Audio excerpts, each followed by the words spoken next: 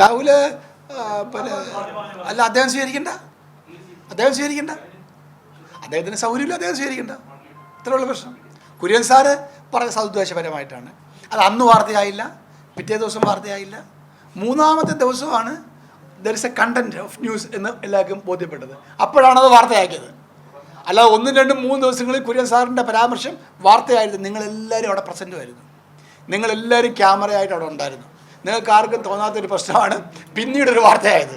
സത്യത്തിൽ അന്വേഷണം വേണ്ടത് അതിനെക്കുറിച്ചാണ്.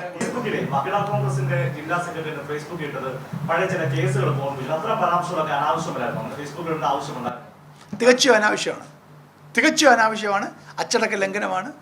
അത്തരം കാര്യങ്ങൾ ആരും ചെയ്യാൻ പാടില്ല. ഈ സമൂഹ മാധ്യമങ്ങളിൽ പാർട്ടി നേതാക്കന്മാരെ അനാവശ്യമായി ആക്രമിക്കുന്നത് ആര് ചെയ്താലും അത് ശക്തമായ നടപടി ആവശ്യമുള്ള കാര്യമാണ്.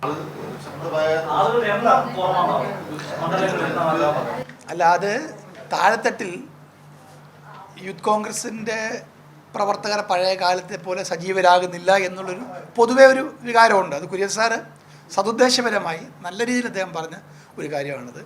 അല്ലാതെ ഏതെങ്കിലും ഒരു വ്യക്തിയെ ആക്ഷേപിക്കാൻ വേണ്ടി അദ്ദേഹം പറഞ്ഞതല്ല.